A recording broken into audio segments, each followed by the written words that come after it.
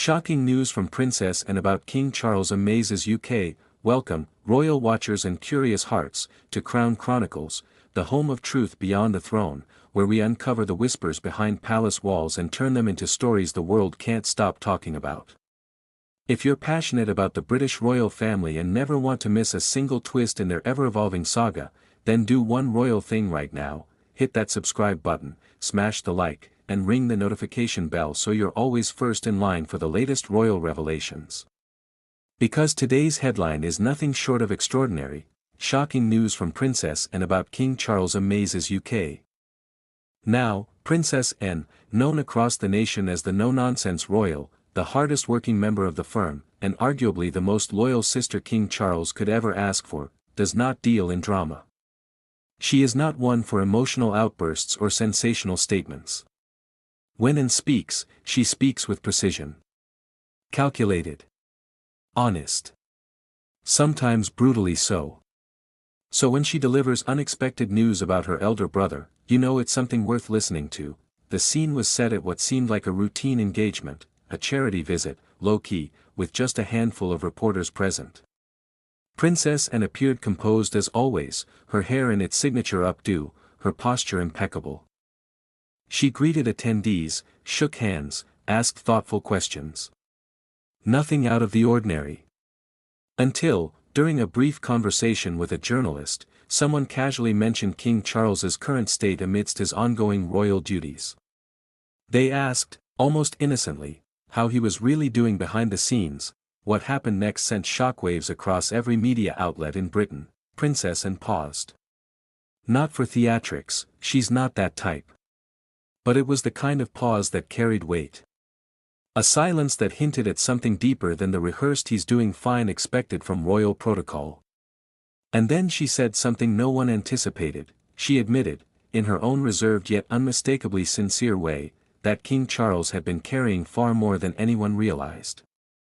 That while the public saw the crown, the speeches, the ceremonies, behind closed doors, her brother had been pushing himself beyond his limits. Her exact words, according to multiple witnesses, were, "He won't say it himself. But he's been doing far more than he should." The crowd went still. Cameras froze.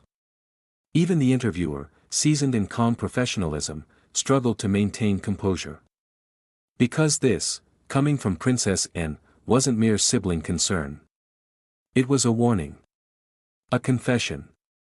Perhaps even a plea. She went on to say that King Charles refuses to slow down, that despite ongoing health concerns and the pressures of monarchy, he insists on fulfilling every duty. Attending every engagement, signing every document personally. She revealed that he works late into the night, reviewing reports, writing notes, following up on initiatives with ministers and palace aides. She admitted that, at times, she herself had encouraged him to rest, and he had refused. To hear such vulnerability through Princess Anne, a woman known for restraint, was astonishing. It wasn't just affection. It was alarm. And make no mistake, the nation heard it loud and clear. But she wasn't finished. In a moment that will likely be quoted for years to come, she added, "People forget that behind the crown, there's still a man. A brother. A father. He wears the weight of expectation, but that doesn't make him invincible." Boom, the internet erupted. Suddenly, hashtags about King Charles's health spiraled across social media. Morning talk shows analyzed Anne's tone frame by frame. Royal reporters scrambled to confirm whether Buckingham Palace would release a statement. But they didn't, and that silence spoke volumes, because Anne hadn't revealed weakness, she had revealed humanity, and somewhere across the UK, thousands found themselves realizing they'd never truly seen King Charles. They'd seen the monarch. But not the man. Within hours, tabloids ran with headlines like, "And pleads for King to slow down, is the monarchy pushing him too hard? Princess Anne sounds alarm, is the crown taking a toll on Charles? Royal shock, Princess Anne breaks silence on brother's struggles." But what stirred the nation even more was what she said next. Princess Anne, in her gentle yet unwavering way, expressed something few royals ever admit publicly, that even kings need support. That royalty does not equal immunity from exhaustion, loneliness, or burden. She called for the public, subtly but powerfully, to show grace, to judge less, to understand more. She didn't ask for pity, she asked for perspective, and in that moment, Princess Anne, without theatrics, without tears, without flashing emotion, managed to soften an entire nation. Even staunch critics of King Charles found themselves pausing, re-evaluating, empathizing, because sometimes it takes a sister's voice to remind the world of someone's soul. By the time she left the event, reporters stood frozen, not chasing her for more quotes, but stunned into respectful silence. She had said enough. And she knew it.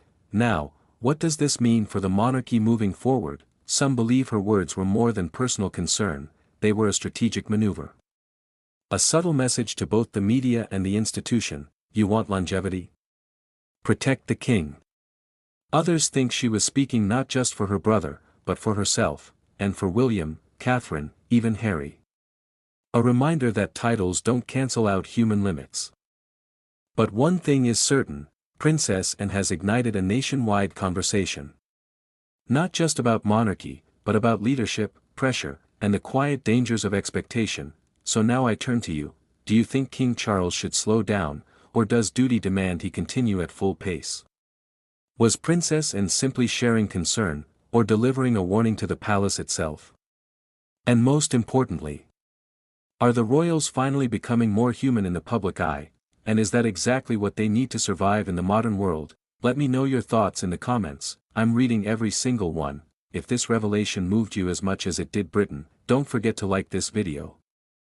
Share it with fellow royal enthusiasts, and subscribe to Crown Chronicles for more stories beyond the headlines, because here, we don't just witness history, we feel it. Until next time, stay curious, stay kind, and stay royal. Crown.